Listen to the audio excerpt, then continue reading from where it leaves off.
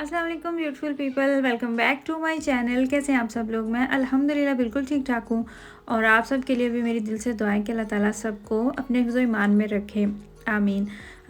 Scandal perfume का बहुत ज़िक्र सुना था तो सोचा कि ट्राई करके देखते हैं किस तरह का ये परफ्यूम है। अगर आप में से किसी ने ये परफ्यूम यूज़ किया है तो आप लोगों ने मुझे ज़रूर बताना है कि कैसा रहा आपका इस परफ्यूम के साथ एक्सपीरियंस। क्योंकि एक स्मेल, अगर मेरा ये हिसाब है कि मैं एक स्मेल ज़्यादा अरसे तक यूज़ करती हूँ, मुझसे परफ्यूम की हाफ़ बोतल तक जब मैं पहुँच जाती हूँ तो मेरा उस स्मेल से मेरा दिल भर जाता है।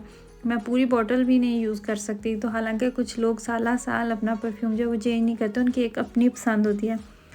खैर, क्योंकि छुट्टियां चल रही हैं, बच्चे भी आजकल घर हैं, तो मैं यहाँ पे बच्चों के लिए बना रही हूँ नाश्ता। और नाश्ते में मैं उनके लिए बना रही हूँ पैन केक।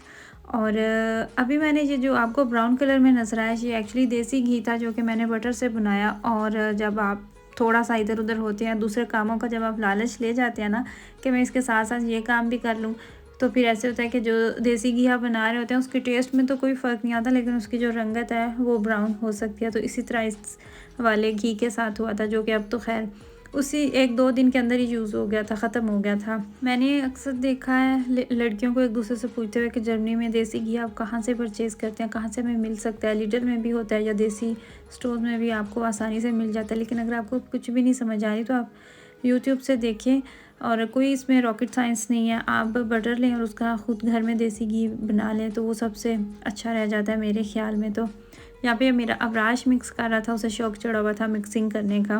बच्चों का तो दिल होता है रोज़ इस तरह का ही नाश्ता करने पे, लेकिन सुबह सुबह उठ के वीकेंड पे मैं कभी कभार बना देती हूँ, लेकिन डेली उठ के इस तरह का कुछ बनाना मुझे बहुत मुश्किल लगता है। शायद आदत नहीं है।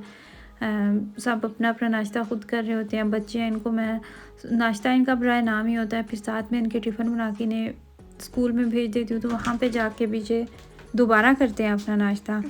और मेरा और हस्बैंड का भी कोई इतना लंबा चौड़ा नहीं होता नाश्ते वाला हिसाब, तो वो शायद आदत नहीं रही या फिर इस तरह थोड़ी सी मेहनत करना पड़े तो मुझे थोड़ा सा मुश्किल लगता है कि कोई मेहनत वाला नाश्ता जैसे ये पैन केक या फिर वाफ़ल बच्चे बहुत शौक़ से खाते हैं। डिपेंड करता है आपके लाइफस्टाइल पे। इंसान ऐसी चीज़ है कि आप किसी भी लाइफस्टाइल में उसको आप ढालते हैं तो वो ढल जाता है। वही चीज़ें जो उसे 2 दिन 3 दिन या 1 वीक तक मुश्किल लग रही होती हैं, तो आहिस्ता आहिस्ता वो सारी चीज़ें उसको वो फ़ील ही नहीं होती और वो उसी लाइफस्टाइल का आदी हो जाता है, यूज़ टू हो जाता है। आप लोगों में से बहुत से ऐसे लोग होंगे, अक्सर आप सोचते होंगे कि आज से 2 साल पहले, साल पहले या 3 साल पहले उतार चढ़ाव हर इंसान की ज़िंदगी में आती हैं। तो जब आप सोचते हो, हम पीछे जब देखते हैं ना, तो हमें यही लगता है कि उस टाइम पे हमने ऐसे सर्वाइव किया, तो हमने कैसे कर लिया, या फिर पहले इस तरह का टाइम था। तो ऐसे ही वक्त के साथ साथ चीज़ें इतना फ़ील नहीं होती। हम आज आए हैं मार्केट, सारी फैमिली आई है, बहुत अरसे बाद आए हैं हम इस तरह बच्चों को साथ लेके, और वो भी बच्चों को लाना थी मजबूरी। अबराश ने मुझे कहा था कि उसने नहीं जाना, अगर आप लोग जा रहे हैं तो मैं घर में ही रहूँगा, मैंने नहीं जाना। पहले तो उसका सवाल होता है कि आप कौन सी मार्केट में जा रहे हैं। अब उसका ये सवाल भी ख़त्म हो गया। अब वो मार्केट का सुनते कह देता है मैंने नहीं जाना, आप लोग जाएँ। माशाल्लाह बच्चे अब बड़े हो गए हैं, समझदार हो गए हैं।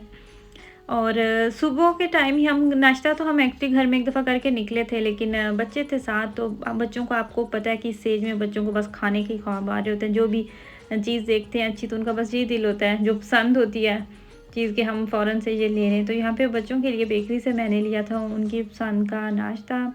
मिराज ने बर्लिना ली थी, अबराश ने ली थी तुर्किश, क्या उसको कहती हैं। मेरी फ्रेंड आई थी मेरे घर में अल्बानियन, और उसने बनाई भी थी और मुझे नाम नहीं याद आ रहा। इतना आसान सा नाम खा खा के जो फेवरेट है वो भूल रही थी मैं।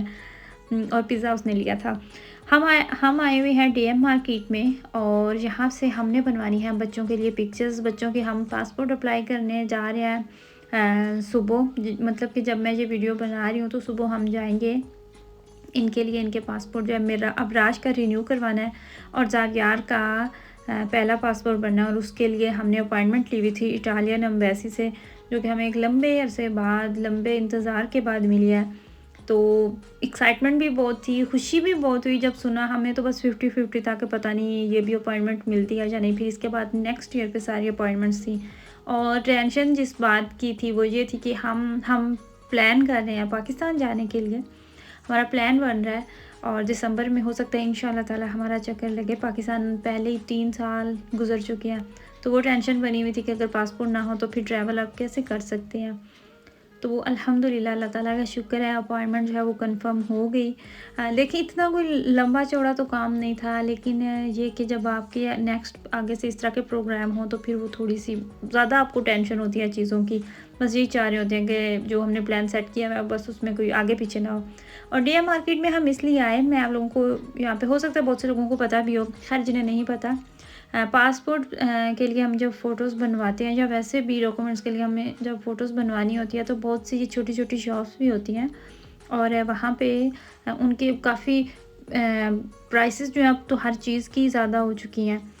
तो उन सब में से अगर देखा जाए तो जो डीएम मार्केट है ना, अभी तक हमें उसका समझ आया कि इसमें ज़रा सा दूसरों की प्राइस है ये थोड़ी सी चीप है। जो आप पिक्चर्स बनवाते हैं, पिक्चर्स तो सेम ही होती है, क्वालिटी भी सेम होती है, बस ये कि यहाँ पे जो पैसे हैं उनकी थोड़ी बचत हो जाती है। मेरे ख्याल से 8 यूरो तक थी या 9 यूरो तक थी। अभी मैंने आपको दिखाया भी है, लेकिन मैं प्राइसेस याद रखने के मामले में बहुत बुरी हूँ मुझे फ़ौरन भूल जाती है। तो मिराज की ज़ावियार की बनवाई थी और अबराज की, तो वही जो हमने कहीं और पे 30-40 दे के बनवानी थी, तो यहाँ पे वो हमारी 20 से नीचे नीचे वो इनके दोनों की जो पिक्चर्स हैं वो बन गई थी।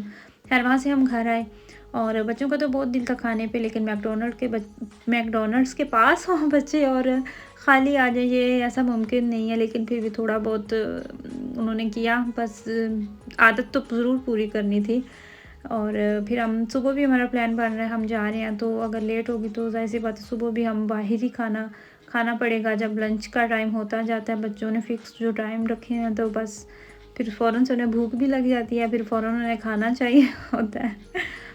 तो मैं घर आ गई और घर आके मुझे आज बनाने थे दाल चावल, जिसके लिए दाल जो है वो मैंने भिगो के रखी हुई है, मसूर की दाल। और मुझे लगता है भिगो के रखने से वो ज़्यादा जल्दी गल जाती है, अच्छे से मिक्स हो जाती है।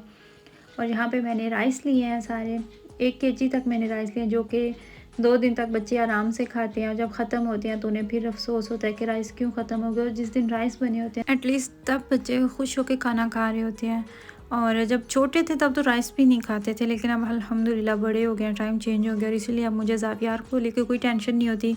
और मैंने सोचा हुआ है कि मैंने इसकी बार कोई टेंशन नहीं लेनी, क्योंकि पहले बच्चे जो हैं 2 माशाल्लाह से पाले भी हैं, उनका आइडिया हो गया कि एक एज के बाद बच्चे खुद ब खुद ही ठीक हो जाते हैं। मैं जब भी दाल बनाती हूँ या शोरबे वाला सालन होता है या फिर चने होते हैं, तो वो राइस जो होते हैं वो मैंने थोड़े से खिले खिले वैसे तो राइस होते हैं, लेकिन मैंने थोड़े से एक्स्ट्रा नरम, क्योंकि मेरी फैमिली में इस तरह के राइस ज़्यादा शौक से खाए जाते हैं। ये थी मेरी आज की वीडियो।